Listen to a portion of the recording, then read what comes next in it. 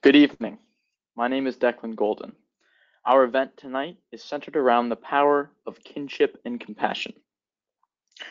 Compassion, as I learned in my first year here at St. John's, during which compassion was our yearly Zavarian value, is an action word, meaning to be able to describe oneself as compassionate, you must step out of your sympathies for the experiences of another and into intimate connection with the other.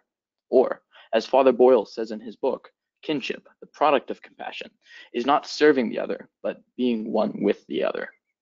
Compassion can manifest itself in all aspects of life. Anything from the unspoken solidarity of a quiet car ride following a rough day, to the open eyes, ears, and heart of a loved one to which all complexities become clear.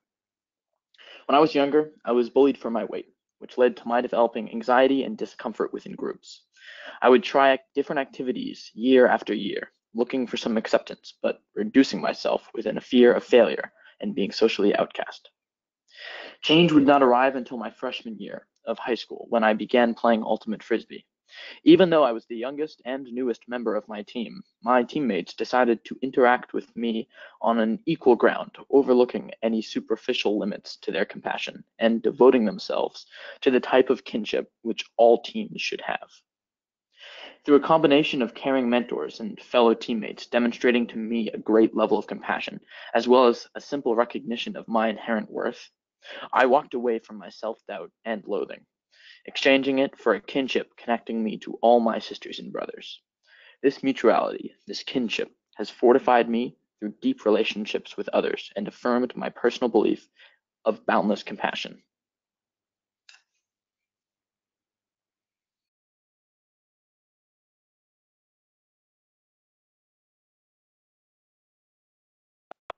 My name is Connor. I'm a junior here at St. John's. This year, I gave a TED Talk focused on the theme of kinship. Here's a brief excerpt of my talk. I think it can be a natural human tendency to overcomplicate the simple things in life. I believe forming kinship is absolutely one of those things. I guarantee if you ask people how to find kinship with another person or how to eliminate the us versus the them, people will be at a loss for words. However, an experience I had over the summer demonstrated to me that kinship is so much simpler than we think. I spent a lot of my free time this past year driving around with one of my best friends. She also happens to be my little sister, Carrie. Carrie is a unique girl. She has a rare genetic condition called SYNGAP1, which leaves her with special needs, nonverbal, and prone to seizures. Her personality is hysterical, and her laugh is the most infectious that I've ever heard in a person. Eventually, through driving, I introduced her to a good friend of mine who also goes to St. John's with me.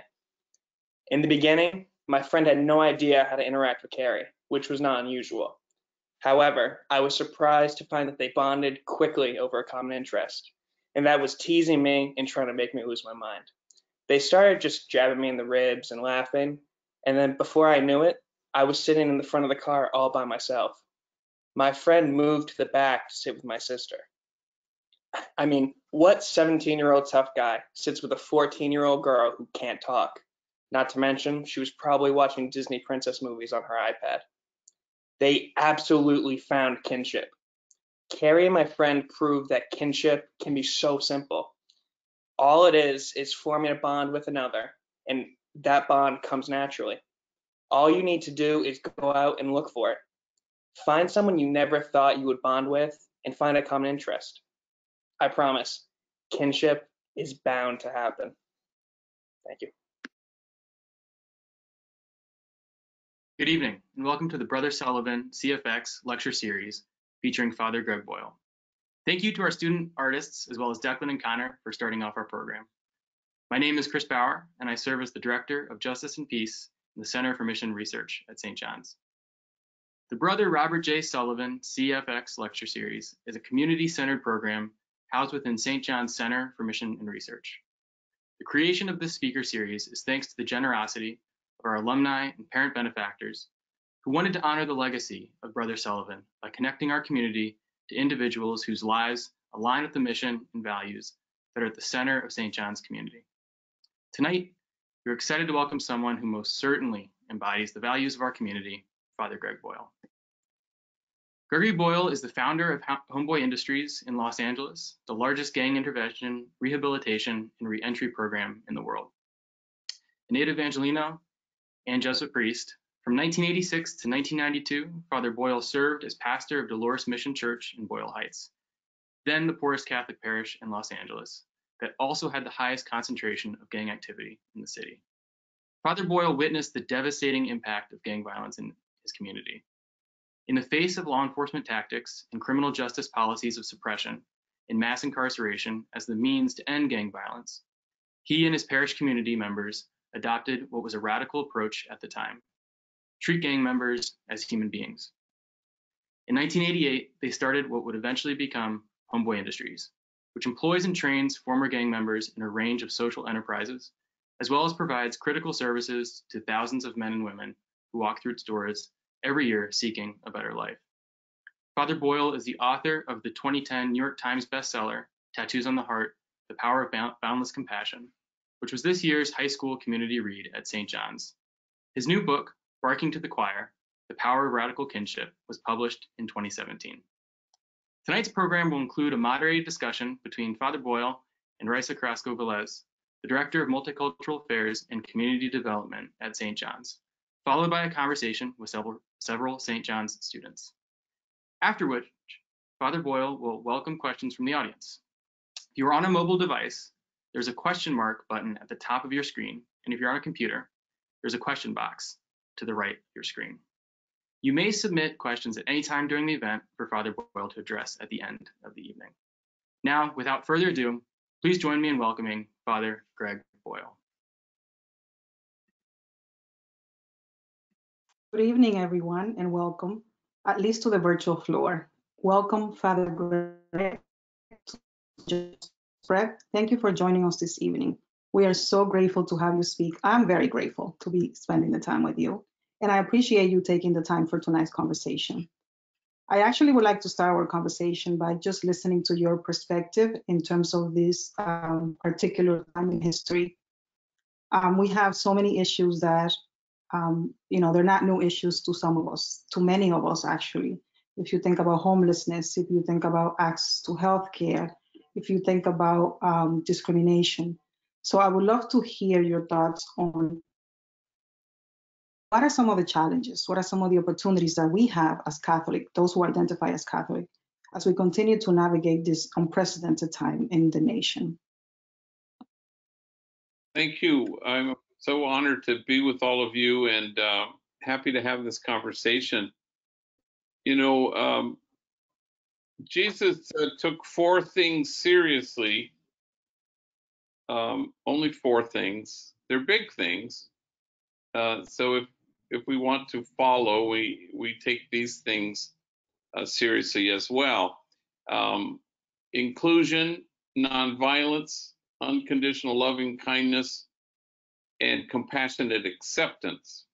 So somehow we want to be able to embrace those things and be clear about them, that we're all called to stand at the margins, at the very edges of things. We're called to believe, as Mother Teresa says, that we all belong to each other. And the problem is that we've forgotten that we do belong to each other. And so we stand against forgetting that, and we stand with the poor and the powerless and the voiceless, and we stand with the demonized so that the demonizing will stop.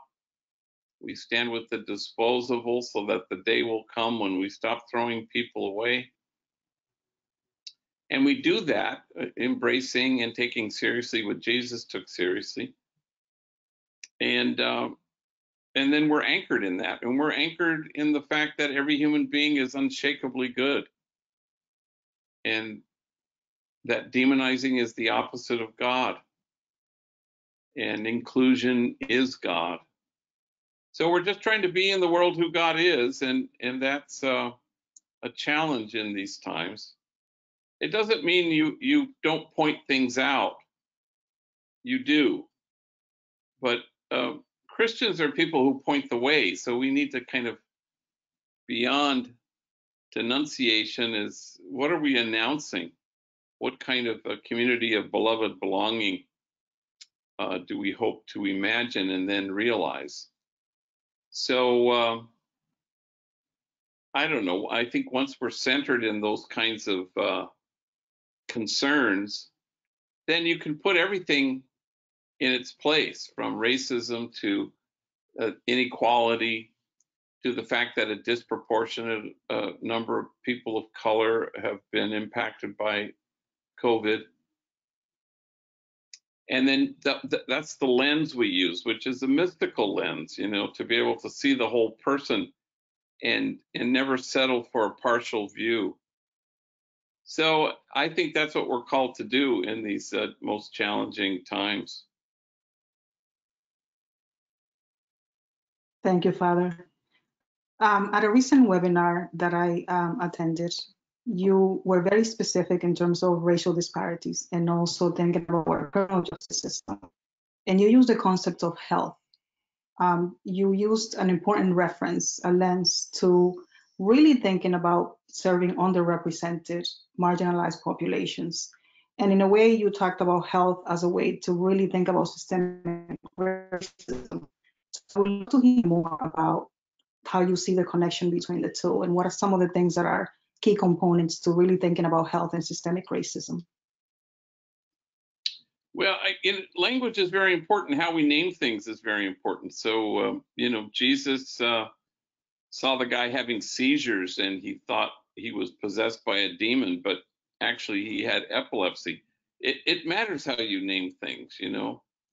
And I think that's important, especially nowadays, because you know, we belong to each other, and none of us are well until all of us are well. And people aren't well, you know. I mean, the homies have sort of taught me that at Homeboy Industries. You know, we never get, none of us there get tripped up by bad behavior, because we know that the behavior as gang violence is about something else. It points beyond itself. It's an indicator.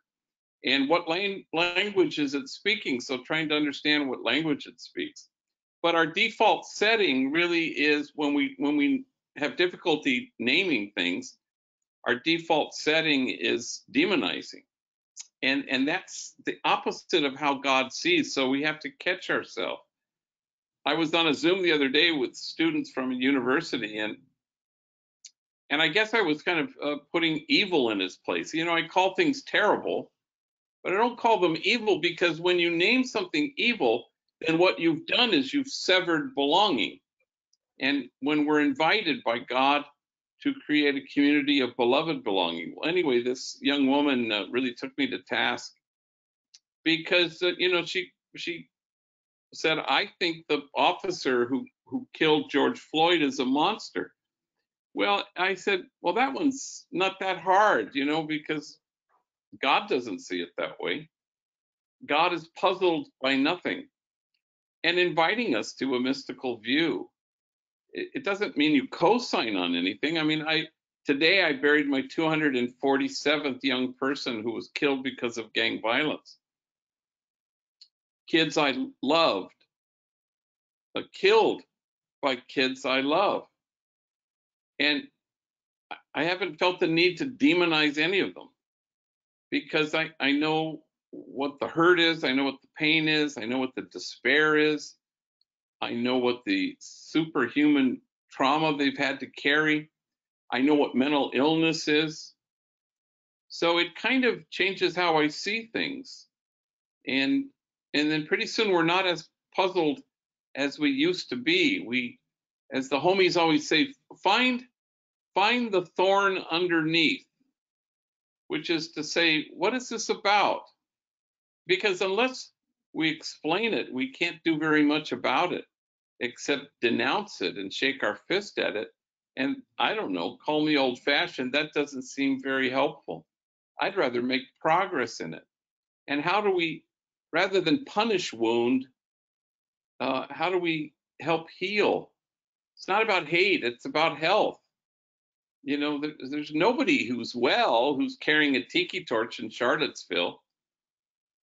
Not a single person. And there's nobody well who who goes on a shooting rampage in Atlanta or Boulder. There's nobody well engaged in the 4,000 hate crimes against Asian Americans. So you can denounce that. But there's a difference between moral outrage and moral compass. Don't settle for moral outrage when Jesus is inviting you to moral compass, how to put these things in their proper place and presume that the answer to every question is compassion. So if I can add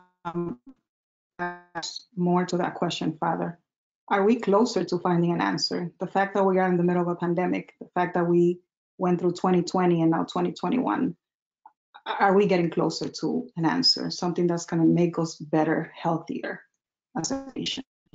Yeah, I think so. I mean, so I've been working with gang members for 37 years, and Homeboy's been around for 33 of those. And the first 10 years were marked by death threats, bomb threats, and hate mail. And in the last, 15 years have not seen any of that. And that just means that we've grown and we've changed. And Barack Obama said at the end of his term, if you don't think things have changed, you're not paying attention. And I agree with him. I think things have changed. Oddly, I'm optimistic and hopeful, and I'm usually not both of those things at the same time. But I am. I feel like both the murder of George Floyd and the pandemic arriving at the same time kind of awakened us to a new language, a new way of naming things that I found, kind of helpful. And so we end up deciding as a society, rather than build a higher wall, we build a longer table so people can be included and sit at it. So I'm hopeful, actually. Thank you. In my opinion, you are an example of someone who lives a life of purpose. You're very genuine when it comes to your identity, who you are, what you bring to the space. What is your message to anyone who's listening today in terms of your intention, if they want to follow a similar path, if they want to be present for other people, but they might feel hesitant because they might not be the same race, they might not be the same class, not the same group. Where should they start? What are some of the first steps for them, especially if they feel hesitant? Well, I think it matters the kind of the notions we hold. If our God is puny and tiny, we're going to be the same. But if our God is spacious and extensive and generous and magnanimous, then that's how we will want to be in the world. And that's not a small thing. The notion of God is a thing that breaks things wide open. The goal, of course, is to be able to have a heart that has room for everybody. And we settle for a partial God, for a puny God, when we're being offered, the God we actually have is compassionate and calls us to wholeness. The poet Wallace Stevens says, "We live in the description of the place and not the place itself." So we're human beings, so we settle for the description of the place, but we should hold out for the place itself, a place of tenderness and a culture that we nurture so that it'll cherish people. We can create that, but we have to imagine it, and we have to not settle for just a more perfect union, a description of the place, but hold out for the place itself, a community of beloved belonging, where there is no us and them, there's just us. And we want to be able to bridge the distance so that there is no daylight that separates us. Separation is an illusion, and it's God's dream come true that we be united. I have to admit to you that I was so moved by Declan and Connor's reflections, because they were right on. They were exactly, it helps when we articulate our longing, because that's how we connect to the longing of the God who loves us without measure and without regret. It's, it's a tender God. And so we receive the tender glance. And then once we notice that notice of God, then we want to be that notice in the world. And that's a good and noble thing. And Declan and Connor articulated that as well as just about anybody. So my hat's off to them if I were wearing one.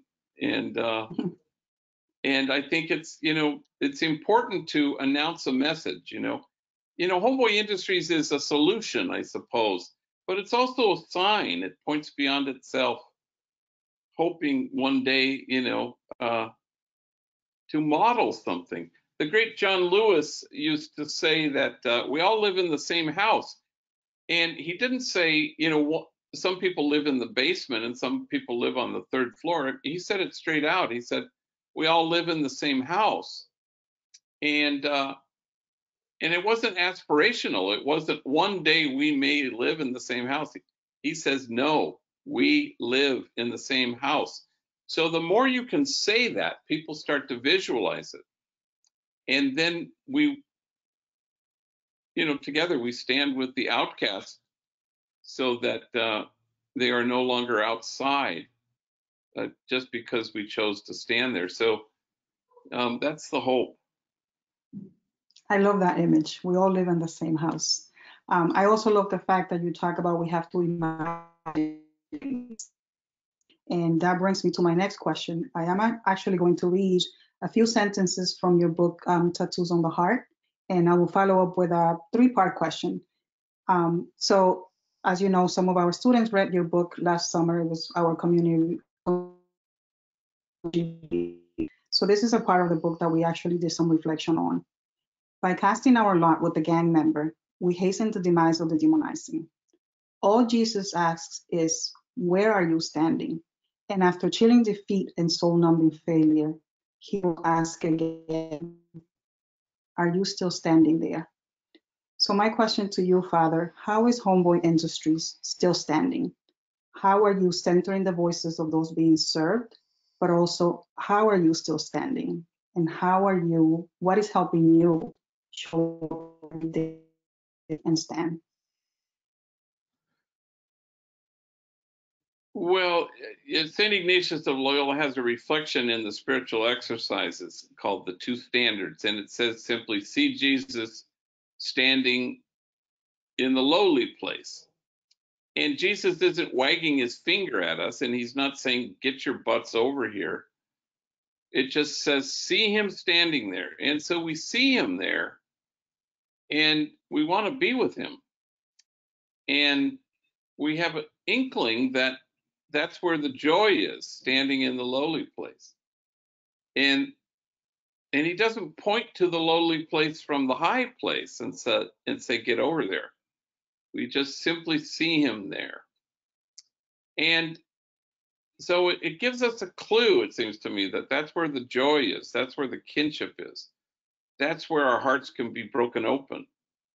And so, you do it in your way, and you do it in your town, and you do it with your own particularity, and it will vary.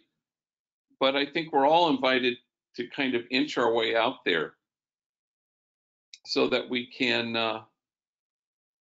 be in the world who God is. Otherwise, I don't know how to do it. But we're always trying to, if you stand with the outcast and the demonized, it's a way of announcing that, separation is not a thing we should settle for. We should hold out for kinship and connection so that it is exquisitely mutual. I mean, I don't even think the goal for God is union with God. I think God, as Jesus says, that you may be one. It's about God's dream come true is that we be united with each other. We kind of, sometimes we spend a lot of time just kind of hallelujah. And God says, no, I want you to be in union and kinship with each other. And that's where you'll find the joy. And yet, people of faith manage to leave people out, cut people off. A friend emailed me yesterday who was working with the homeless in San Francisco with a group, and it was a Christian group. And the pastor said, if you're a Muslim, you can't get into heaven. This is what he said to this worker. And he said, I can't work there anymore. And I get it, because you don't want to settle for a puny, partial God while you're trying to, make real the kinship of God. You want to announce a message that's utterly inclusive, wildly generous and loving, and don't settle for anything until it is. And so we challenge each other because we're always inclined to cut people off and to leave people behind.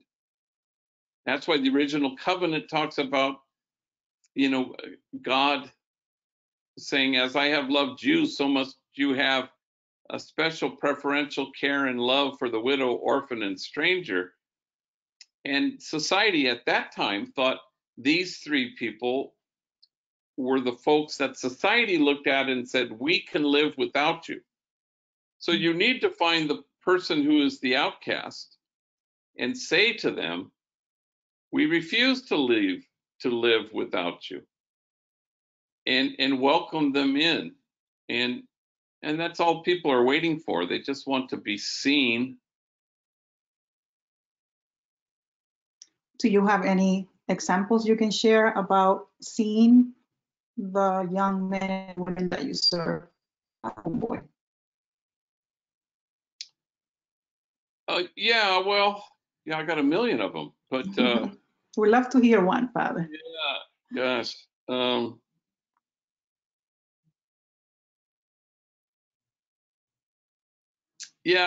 Homie came into my office. Moises, I didn't think I knew him, but he came in and he was walking with great difficulty and had his arm kind of up like this.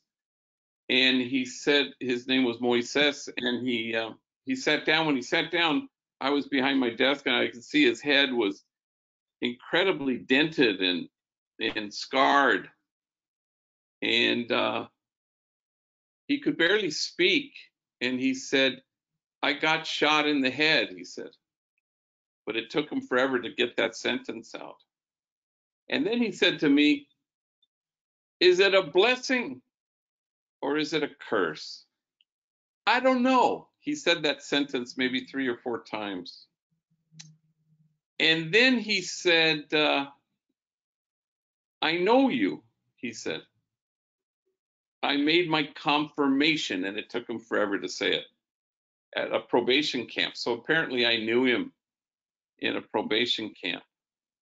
And then finally he looked at me with big tears in his eyes, and he says, work here. He wanted to work at Homeboy. And I said, Homeboy needs you as much as you need Homeboy. And I said, you start tomorrow. Mm-hmm. And then he said again for the final time, a blessing or a curse? I don't know, he said. He kept saying that.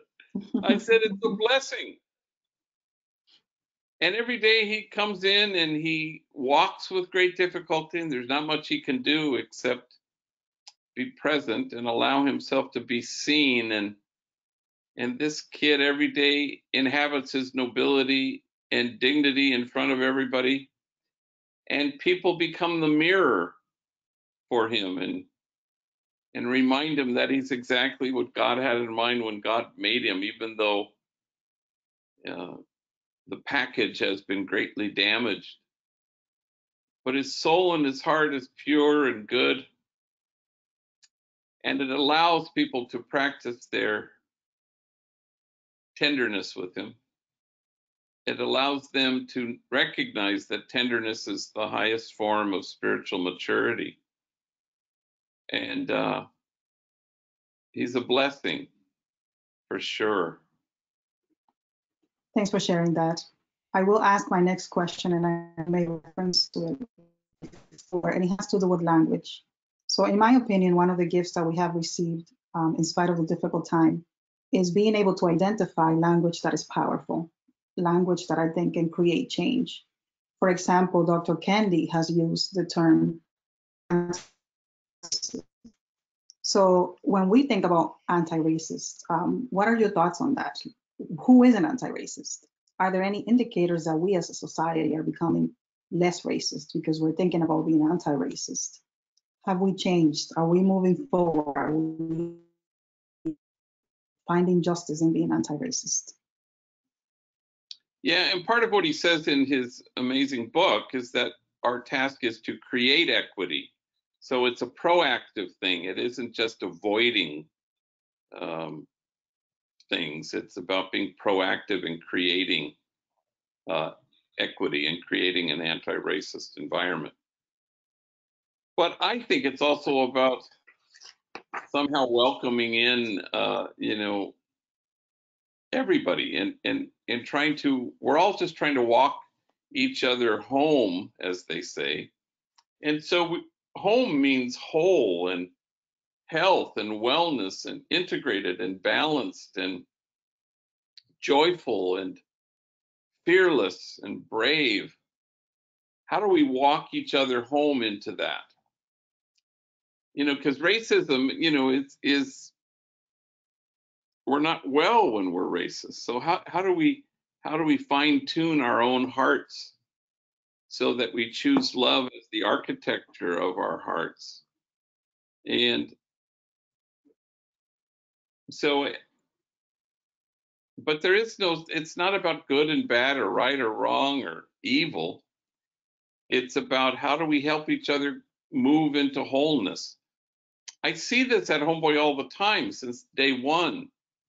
It's not like we've been thrown out of the Garden of Eden and now we're trying to crawl our way back in. No, we are unshakably good. And the issue is, how do we remove those things that keep us from having access to our own goodness? And it can be trauma. It could be hurt and pain and damage. It can be a despair that's dark where we can't imagine tomorrow. It can be real live mental health issues that need attention. But we're all just walking each other home, and we want to recognize the goodness that's already there. You don't have to invent it. You don't have to become it. You just have to recognize it and see it. And I knew a homie named Robert who had the hardest life imaginable and had to run away from home at 9 and lived on the streets and got in a gang, and he just suffered greatly. And I remember I drove him home to his crappy little apartment once, and he was on our graffiti removal crew. And I asked him, I said, how have you managed, to be able to see the truth of who you are, to see yourself the way God does?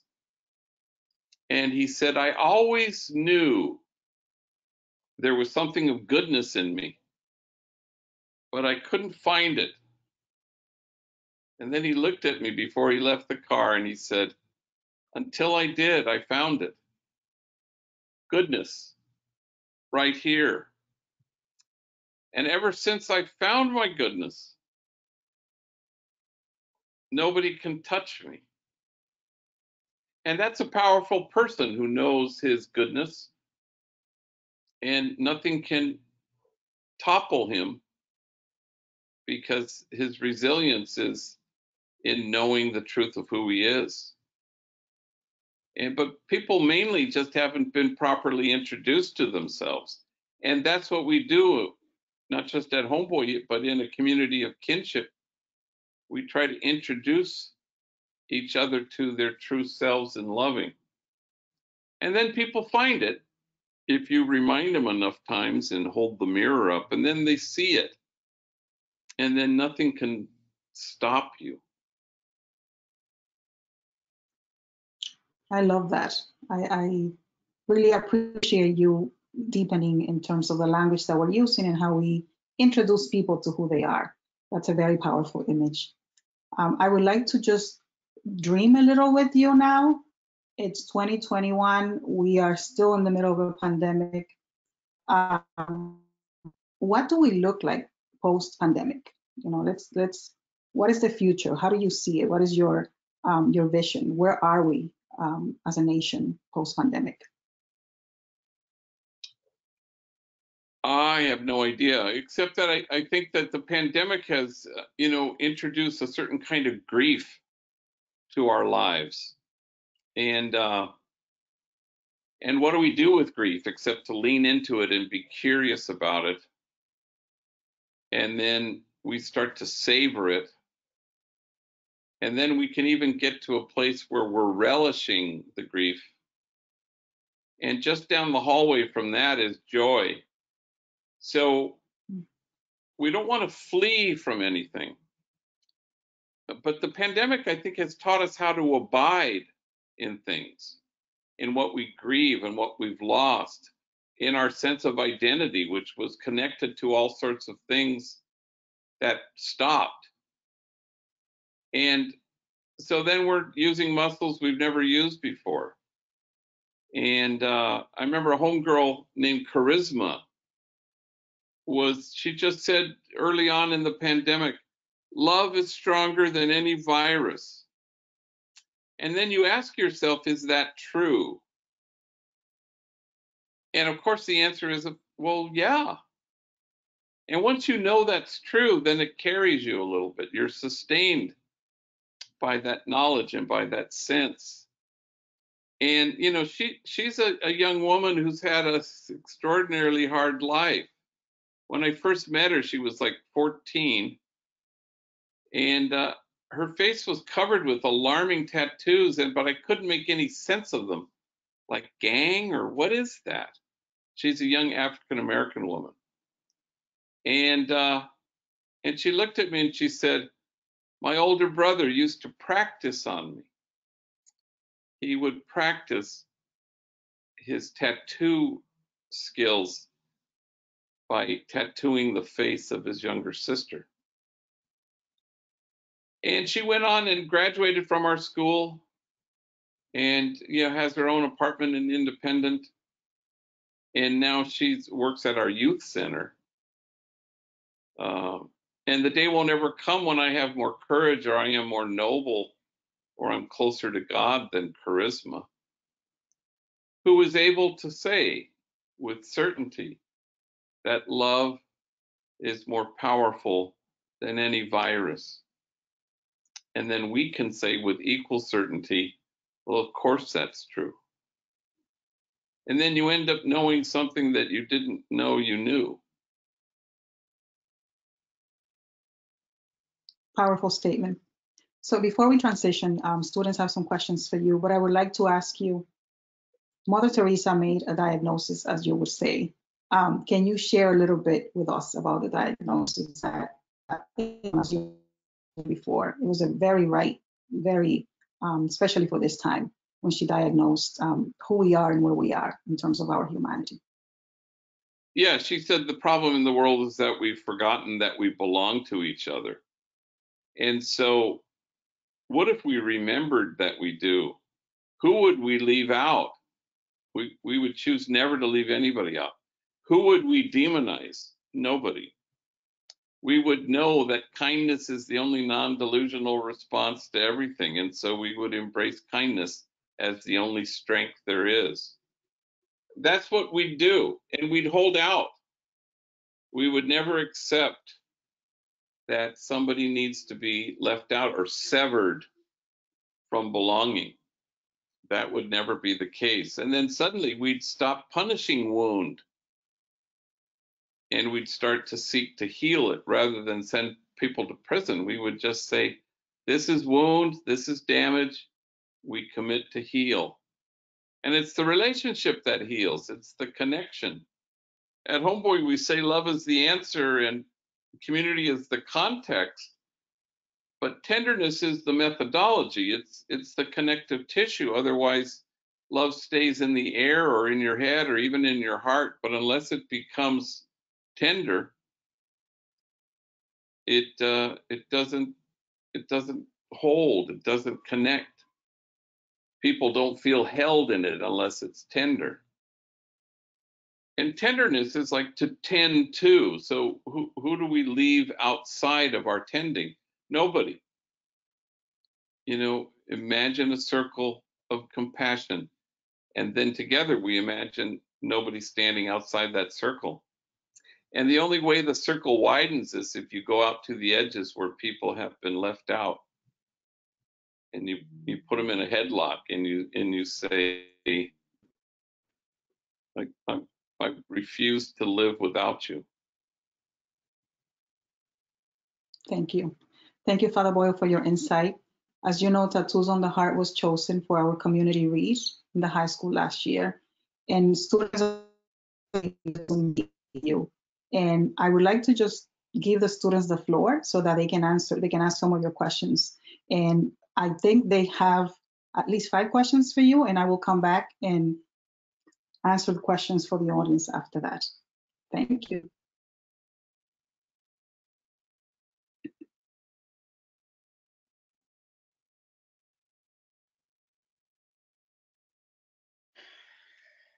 Hello, Father Boyle.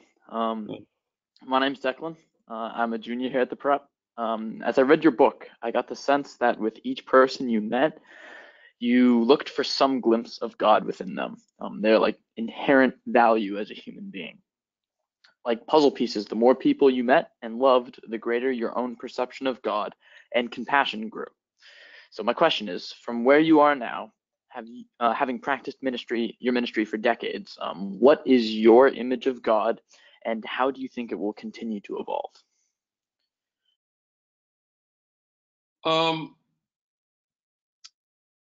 You know, I have a lot of images in both my books, and in my third book, you know, a couple of years ago, I buried my 92-year-old mother who had 8 kids, and she died as anyone would want to die, inside her house, in her own bed, surrounded by her kids. And she was sharp till the very end, and she was, in fact, in her last year of life, she was watching so much MSNBC. She was becoming Rachel Maddow. And she wasn't a lick afraid. I remember about 3 weeks before she died, she said to me, "I've never done this before." You know, like it's something you might say just before skydiving. In fact, just before she died, the day before she died, I'm sitting by her bed all by myself, which never happened. And she was taking a nap, and when she woke up, she saw me sitting there, and she said, "Oh, for crying out loud." And she went back to sleep. Well, she was pissed off that she hadn't died yet. You know, I said, "Sorry." So, and then the next day, again, this never happened, but I was there by myself. It was exactly at noon. She was asleep. She woke up. She lifted her head. She let out this wondrous, glorious gasp, skydiving. And she left us, and no one in earshot of that sound would ever be afraid of death again. But I remember that in her last weeks of dying, 2 of my sibs, or all 8 of us, 4 of us, were around her bed, and she'd be in and out of consciousness, and she would wake up, and she would lock on to one of us, and she'd say with breathless delight, "You're here, you're here." And after I buried her, I thought, I think that may be the only agenda item of our God, is to look us in the eye and say, "You're here." And Meister Eckhart, who was a theologian and a mystic who died 1389 or something or other, said, "It is a lie, any talk of God that doesn't comfort you." And we kind of don't believe that exactly, but I think it's the truth. It's a God who just looks at you, has no time to be disappointed, and just says with great tenderness and breathless delight, "You're here, you're here." And then we notice that notice of God, and we turn around and we go into the world, and we want to be that tenderness in the world. So that's what I think it is. And once you know the God of love, you fire all the other gods, the puny ones, the judgmental ones, the gods who are, embarrassed by us, the God who is eternally disappointed. Fire those gods. Wrong God. I had a homie come into my office, a little guy, and he was sitting in front of my desk, and he says, "Hey, G, have you ever won the Nobel Peace Prize?" And I said, "No." And he looked at me with great empathy, and he said, "Haven't did enough?" I said, I'm sure that's it. I haven't did enough. But we have a God, we think, who looks at you and thinks you haven't did enough. Wrong God. So we want to find the God we actually have, the one who can't take his eyes off of you and who looks at you with delight and says, "You're here, you're here." That's the God we have. And once we know that, you're held by that notion. And that's consequential. That'll change every single thing you do once you know the God of love, the God we actually have. Excellent question. Good evening. My name is Tommy Bashans. I'm a junior at St. John's Prep, and I truly enjoyed reading Tattoos on the Heart this summer. Your story with Homeboy Industries is unforgettable and one that I remember listening about in 7th grade. The COVID-19 pandemic has impacted so many communities and businesses. How does it impact the community at Dolores Mission Church and Homeboy Industries? Well, at Dolores Mission Church, I live in the community, so there are 3 of us who work at the church and 2 of us who work at Homeboy. And so we still haven't been inside the church. We have homeless men sleeping there, but all services have been outside, which is customary here. And then we were able to pivot pretty quickly to addressing food insecurity in Los Angeles County. So we've fed over 300,000, made 300,000 meals. And we even had Prince Harry and Meghan Markle come and prepare meals with us. The homies didn't even know who they were, but they were the real deal. They were quite nice. But I don't know, I had talked to her on the phone and she said, "Hey, can I come over? Can we come over? No press. We just want to help you prepare meals." And it was very sweet. They're the real deal, actually. And so we pivoted. So we were able to, we created this new program called Feed Hope. And so homies went 2 by 2, like in the scripture, and they would deliver meals to shut-ins and homeless and seniors.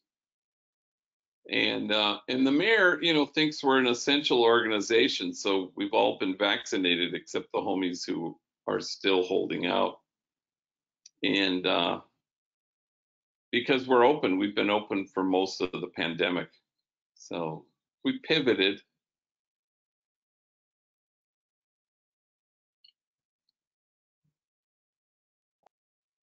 Hi, Father Greg. My name is Gabriel Klein, and I'm a sophomore. I greatly enjoyed reading your book this summer. So have you ever thought about your future plans with Homeboy Industries? And have you accomplished what you want to accomplish, or are you striving to accomplish more? Well, I never think in terms of accomplishments. I don't really believe in success, as I wrote in my book, that Mother Teresa says we're not called to be successful, we're called to be faithful. So you respond to things, homelessness is a thing for homies. They're very kind of insecure in that, there's a lot of couch surfing, and so we're hoping to build housing and transitional and permanent. Plus, we want to imagine this whole area behind us reaches to the county jail, and they've decided not to rebuild the county jail. So we want to kind of say, well, we want to create a thing called Hope Village, where we find alternatives to incarceration and where we do something different. And so So I don't know, that'd be nice to see. But, I don't think in terms of, you want to stay anchored in whoever's in front of you rather than some big master plan or business schedule or something.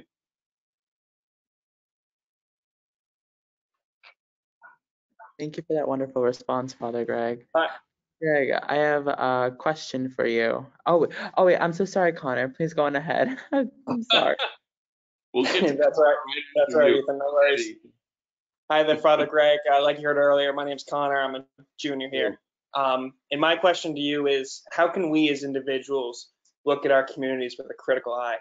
And then furthermore, if there is a population that we are overlooking, what are the ways and the next steps that we can make a difference and put what we want to achieve into action? Well, I think we should invite people to some larger love. A lot of times we want to point stuff out, but often enough when we point stuff out, it's about me, and it can't be about me. But if we point the way, then it becomes about us. Here's what we can do together, and here's where we can see ourselves going. Here's a dumb example.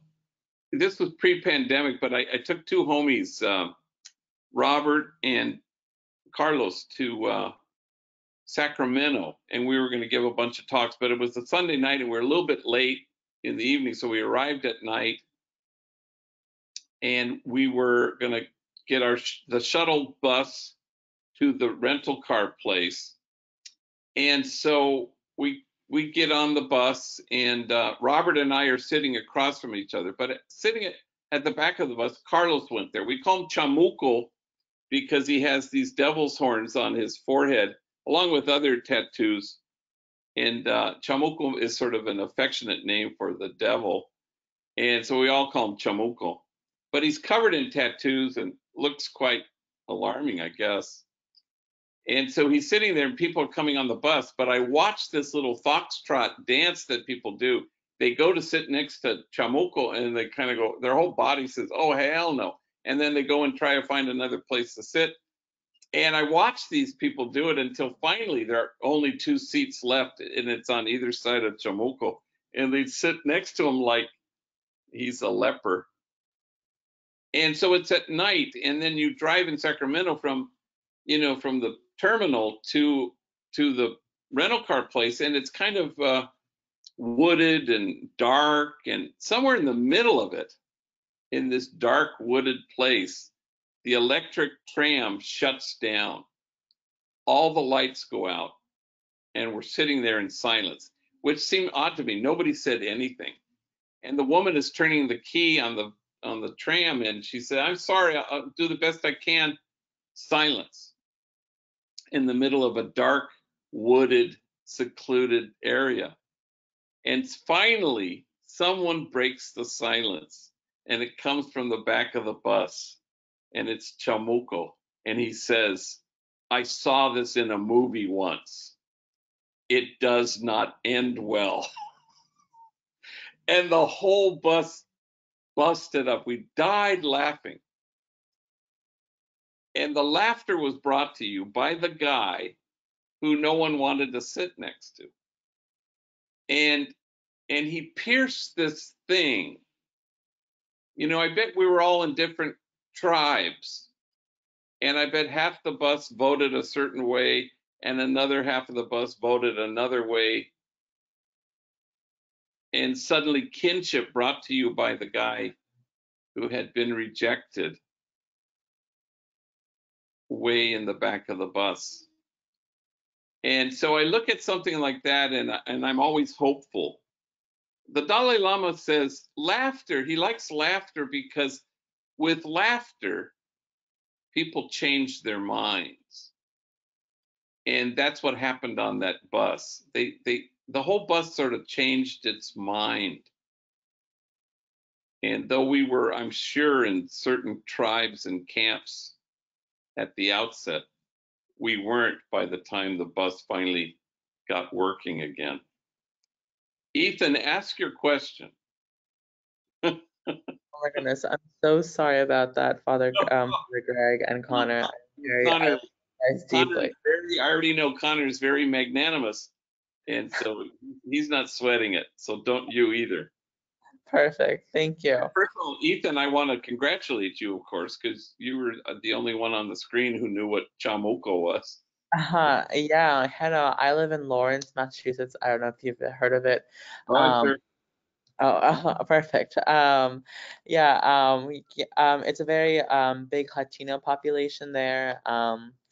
I meet a lot of Latino people from different backgrounds, from different countries that speak Spanish, and Spanish is what I think what unites us in kind of like kinship and kind of understanding each other's like problems and what we each go through.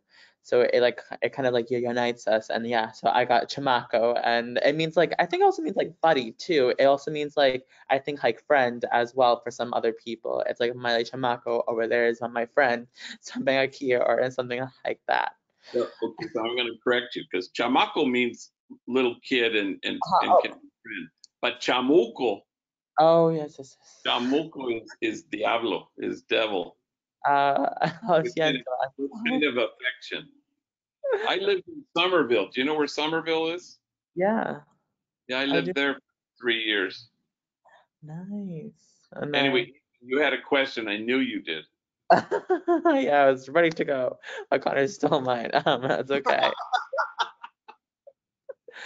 I remember watching your prayer this morning, how we watched, and it was very impactful. And I think my question is now that since you have shared a lot of like great insights tonight and thoughts, and that a quote that that you just recently said to Miss Pelez was that no one is well until everyone is well.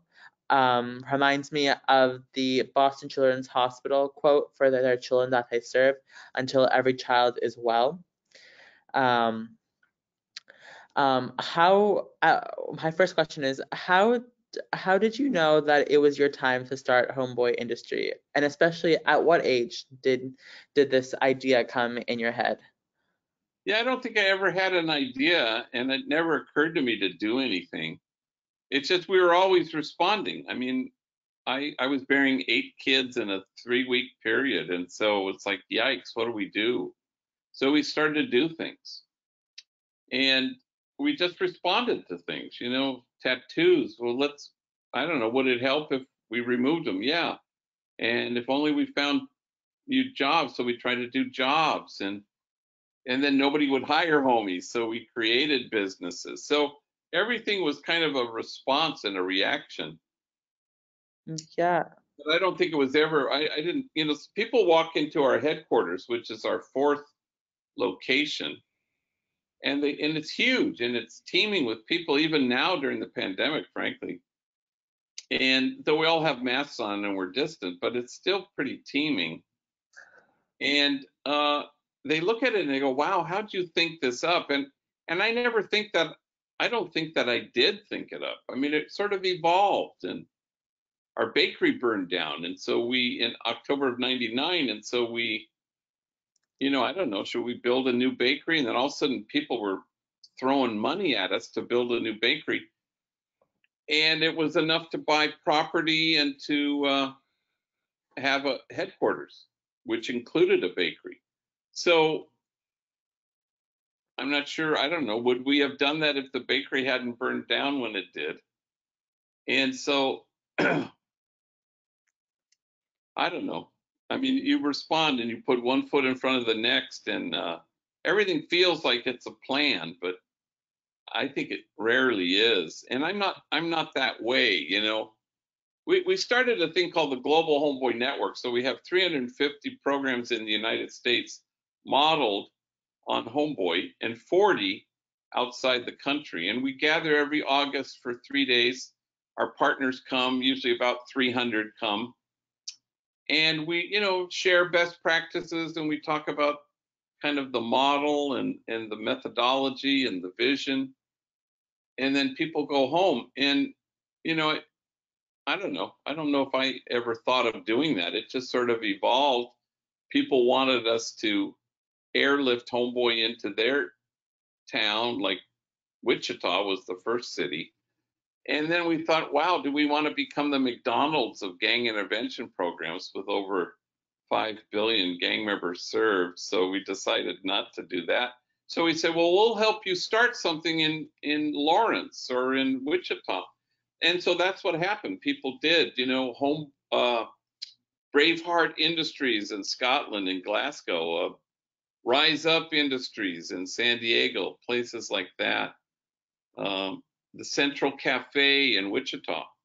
So they were all kind of modeled on Homeboy, but they were born from below, which is what we would hope for, rather than Homeboy landing in another city, which didn't make sense to us. And we wanted it to be organic, just like Homeboy was. So that's kind of how it all happened. I wish I could say it was a grand plan, but I always, look before you leap, but leap.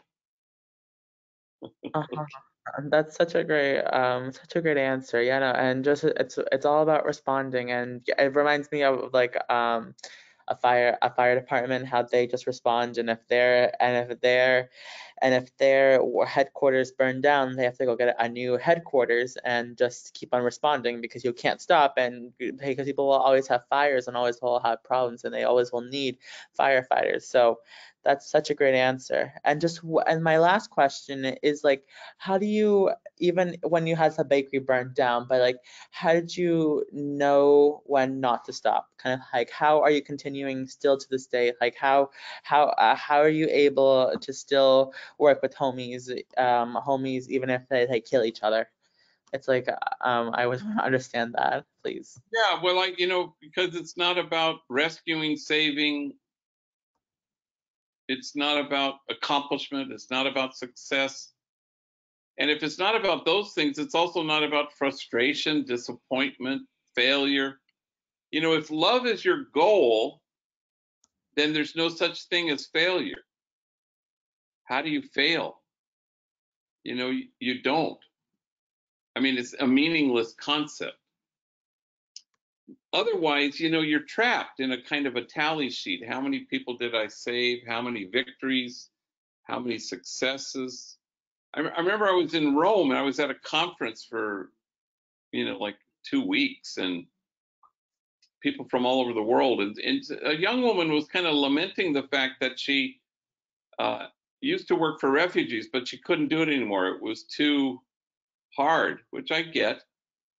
And then she stopped and she says, there were some moments of joy. And then she proceeded to mention, progress and success and accomplishments and how the whole endeavor proceeded well and outcomes that were good. And then I realized, oh, she's confusing success with joy. And they're both very different. And I suspect it's probably why she burned out, because, she didn't know how to see the joy because it was too tied to success. So I don't know. I only care about being loving. I only care about my true self in loving. And I don't care about return. I don't care about reward. I don't care about my love accomplishing something, because I think that's the way it's supposed to be. You just love being loving. And that's where the joy is. And then nothing can touch you. A bakery can burn down and you go, all right, we'll rebuild. Or, if death is the worst thing that's going to happen to you, well, then you're going to be toppled by life itself. And how can death be the worst thing that happens to you if it's going to happen to everybody? So then pretty soon you have a light grasp on life and you don't cling to things. And suffering comes only because we cling. We don't want to do that. So, yeah, you kind of want to be anchored. And I feel that, God protects me from nothing, but sustains me in everything. And so then you feel carried and held and it's what you want to be in the world. Carried. Thank you very much, Father Greg.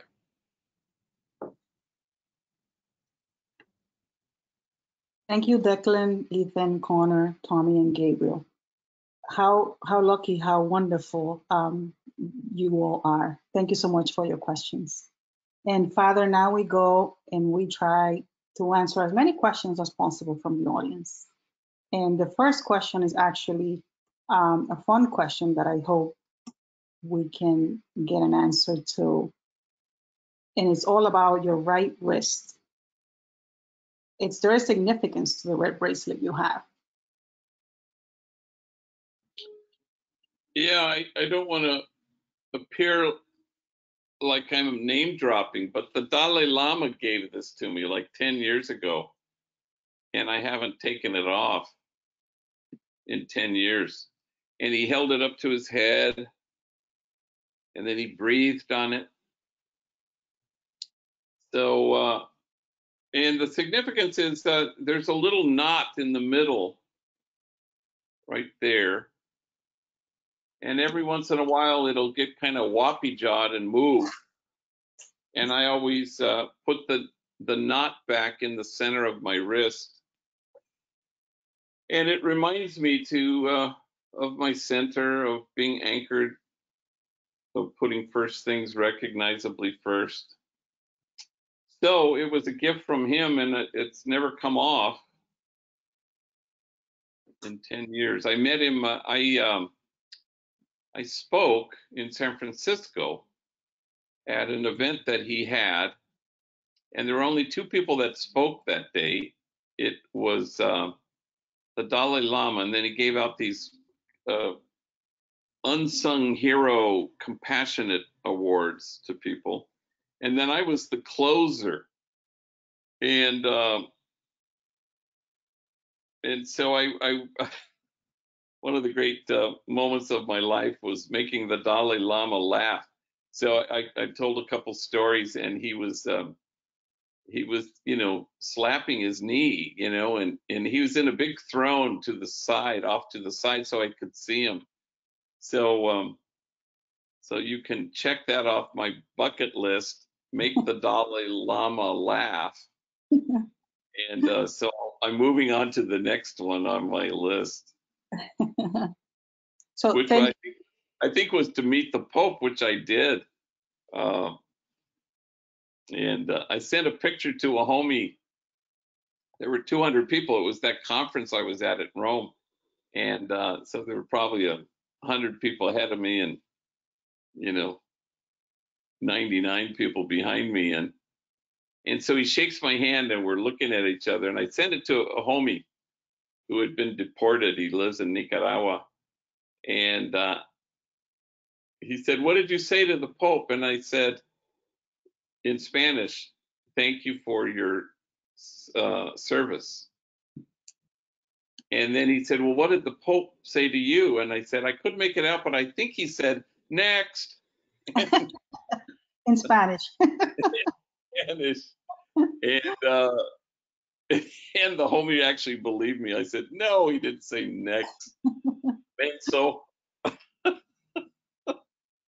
Well, thanks to the person who asked the question. I am so glad that you were able to share that experience. So our next question has to do with experiences. So what is your most profound experience with the Holy Spirit that you've had in your ministry, and that it made you very aware of your own worth? my own worth? Yeah, I don't know. I mean, I've only had one experience where I mentioned it in the book, and it's about this homie named Lulu who had a dream in a darkened room, and I had a flashlight, and I aimed the flashlight on the light switch, and he followed the beam of my flashlight to the light switch, and with great trepidation, and he turned the light switch on, and the room was flooded with light, and he was sobbing as he told me the dream. And he said, "The light is better than the darkness. Like he didn't know that to be the case. In an instant, I stopped trying to save, fix, or rescue people. In an instant, because of that dream, I just ceased doing it. And I was content with the fact that I owned a flashlight and I knew where to aim it. But I'm not supposed to turn the light switch on for people. They're supposed to do it. Mm. So all of us own a flashlight and we know where to aim it, and that has to be enough. So that changed my life. That was probably 10 years into my work where, that was the only time I was getting close to burnout, and I've never been close to it since. Because that lesson came to me and it was undeniable and it was forever. So it was, compelling enough that it was a powerful gift. So here's a question from a student now. How do you conquer your own reaction when other people might not treat you well or might not appreciate what you're doing? How do you not let that get in the way of relationship building? And how do you prevent internalizing that and not letting you affect the outlook? Well, you just it's praise and blame. You don't allow it in. You abide in it. You don't flee from it. But you don't let it have any hold on you. And I say praise as well as blame, because you don't want to cling to any of it, because that's where the suffering comes from. And that's the point of being anchored and centered. It's a practice. You work at it, and you have to really do it all the time. You don't decide once and for all to cherish people. And you don't even decide after your morning prayer, today I will be more cherishing. You really have to choose to cherish with every breath you take. It requires that kind of attention from you. And that's the hope. That's what you will do, is that you will be guided by this tender longing. And God cherishes us. And so we're invited to do the same thing. So then pretty soon, nothing really matters whether people love you or hate you. It's not going to dissuade you from loving. And you want to be steadfast in that. You want to be constant in it. And but sort of, you don't want to wait for recompensa. You don't want to wait for a reward for loving. And God never says, as I have loved you, love me back. He says, as I have loved you, love those folks over there. That's incredible.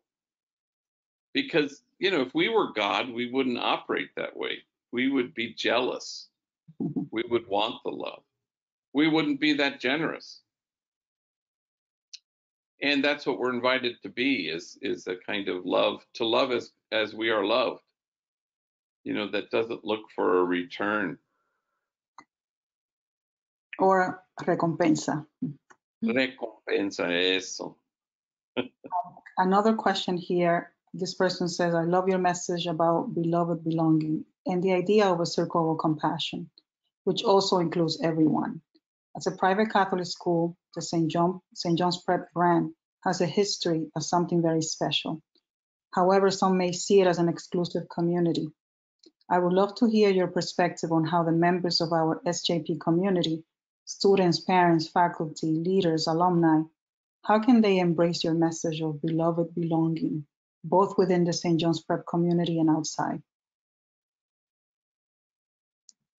Well, you know how when you haven't visited friends or maybe relatives in a long time, and when you show up, the kids are like, 2 feet taller than they were the last time you saw them. But the parents there, they don't notice that because, they're there every day.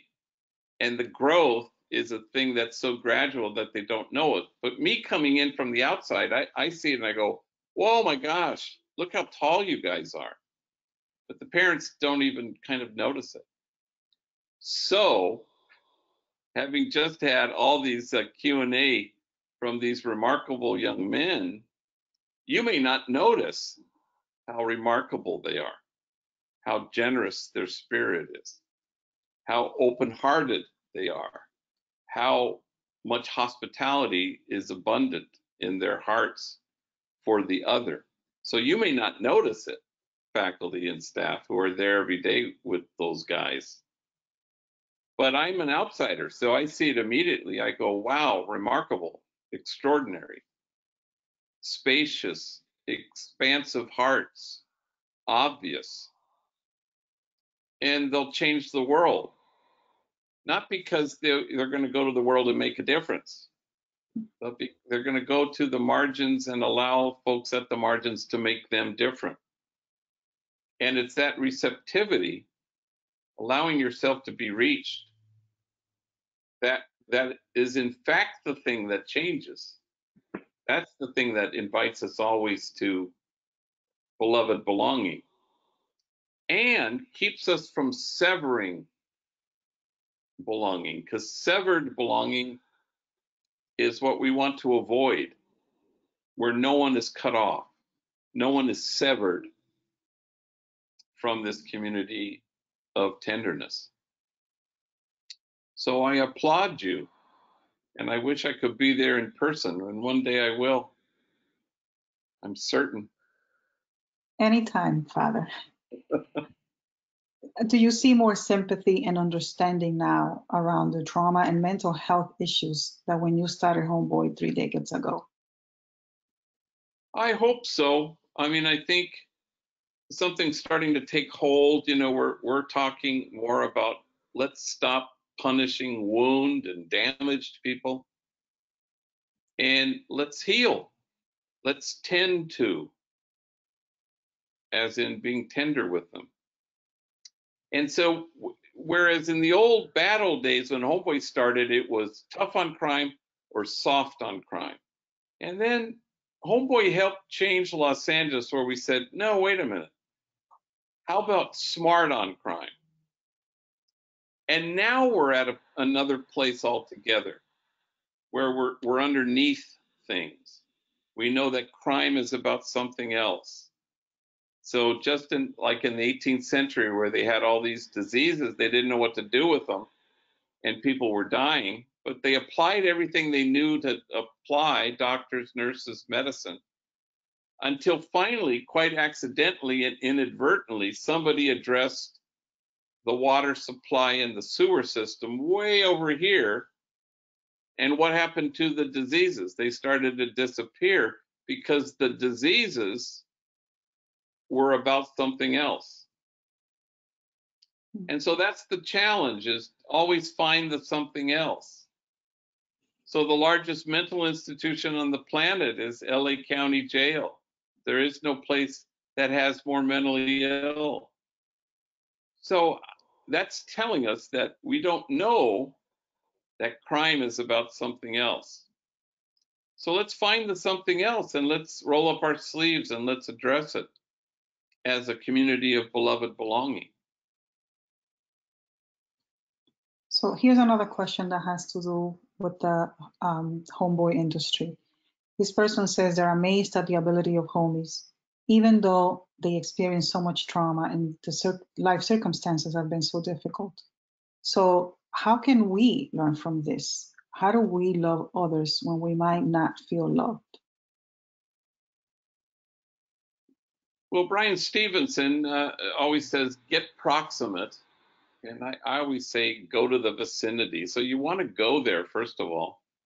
You don't want to just read about it. And you don't want to just study it somewhere. And everybody can go to the edges of things, no matter where you live. And that's what you want to find. You want to explore. You want to get proximate. You want to dive into the vicinity. And then, it's not so much what you do, but what will happen to you there. And that's what you want to explore more than anything. You want to allow something to happen to you. You want to be reached by a community that's maybe unfamiliar. And the homeboys have sort of taught me that, because we always have enemies and rivals working side by side with each other. And any single gang member there has multiple enemies, guys they used to shoot at. And now they're standing right next to them and they're making croissants together. And the moral of that story is you can't demonize people you know. So once you're in the vicinity, certainly you can't demonize them, but you can't misunderstand them either. You're not puzzled anymore. You're not leery and suspicious. You're not untrustworthy around them. You're kind of, you enter into kinship. There's not a thing you can do about it. And I always say, does that always happen? Yes. Any exceptions? No.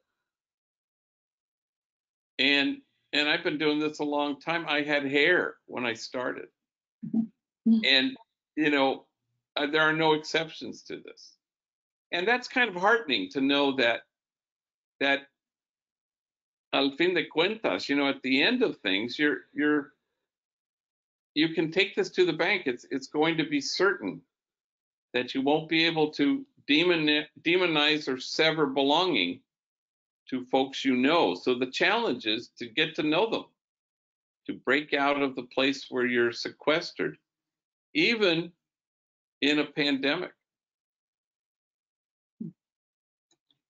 How do you explain suffering and injustice and God letting these bad things happen to the people that you have served? I don't think God has anything to do with it. Period. The end. Nothing.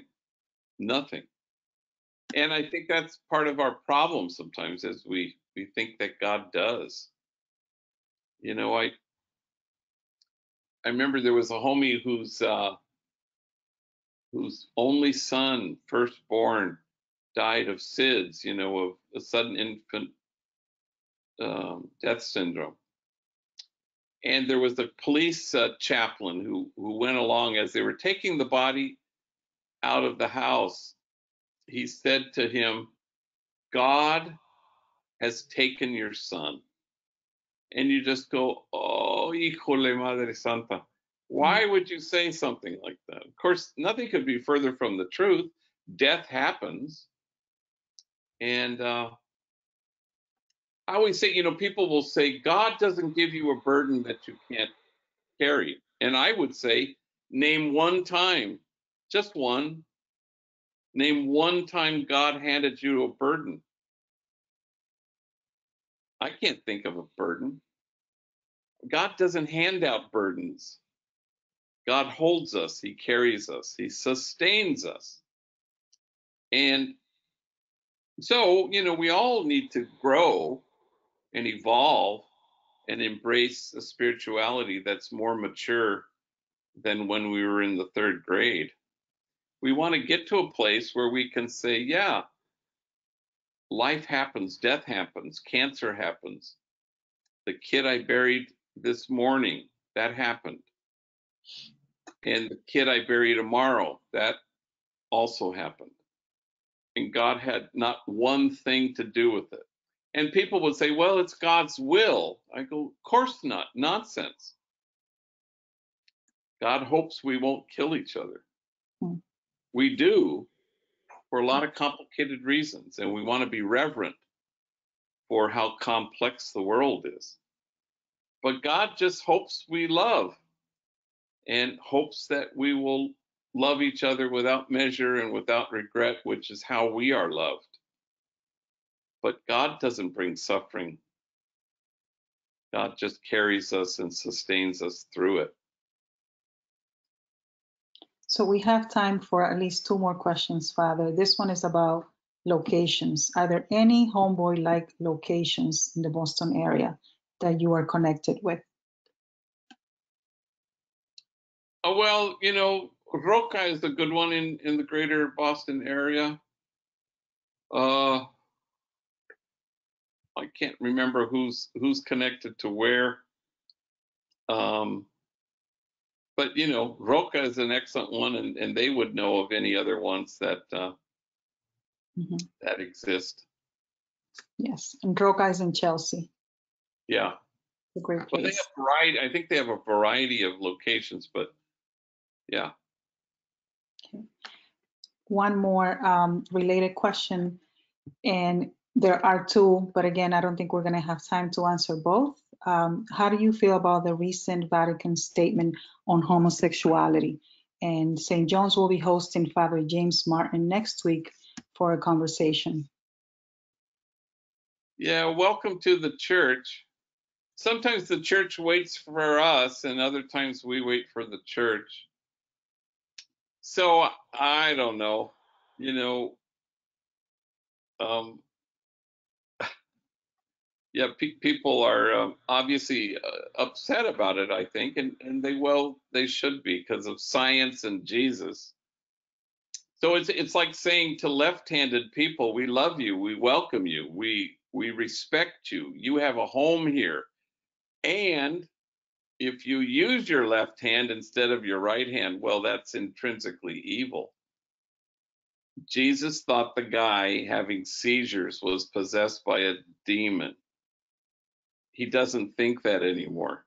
It's epilepsy. So once you have science, and are things supposed to be unchanging? No, of course things change. We evolve. We know more today than we knew yesterday, period. And so the difference between somebody whose sexual orientation is one way and someone who was born left-handed, there is no difference, period. There is no difference. And one day, and this happens, the church will catch up with the science of that and say, no demons, epilepsy, here's a pill. But we're not there yet, and we'll get there eventually. But I think this Pope gets that. I suspect that somebody in the Vatican rushed this statement out before he could pray over it a little bit more, but oh well. Mm-hmm. But, you know, there's certain things we know today that just weren't known, you know, years ago, and now we're at a better place, and that's good. But, you know, sometimes the church waits for us, and sometimes we have to wait for the church, and that we're in that moment again. Thank you, Father. I have one quick closing question, and this one is from me, and I would love for you to close with this one before we end our wonderful time together. As we contemplate the passion and resurrection of Jesus Christ this week, is there a particular message or idea that has risen to the surface for you?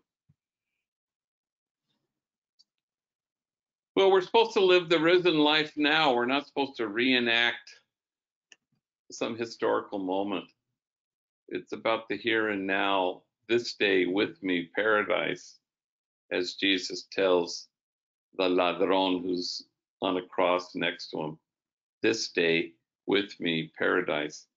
It's supposed to be that. It's the risen life now and not later on. So the sooner we see that, the more joy, we'll be more joyful if we know that. Otherwise, we stare at our watches and we wait, which we're not supposed to do. We're supposed to be living the risen life in the luminous now, right this second. Great. Thank you, Father Greg, for joining us this evening. We are very grateful for your willingness. I'm very grateful to be able to spend time with you again. And I love the fact that we had an opportunity for you to share your wisdom with us, even if it was in a virtual space. This has been a wonderful experience, and I would like to thank the students. I mean, they did a wonderful job. They share their art, their reflection, and all the questions that we have from the audience. I would like to say thank you to our guru, webinar person, Lisa Miles. She's always behind the scenes doing this wonderful work and everything comes out perfect. We would also like to thank the Brother Sullivan Committee for the creation and ongoing support of this lecture. And thank you to all of you who joined the space this evening. I hope that you can also join us again in October when we have the next lecture, which will be featuring environmentalist Bill McKibben. Please let us remember that we belong to each other and also always remember where the joy is. Thank you, Father Greg Boyle.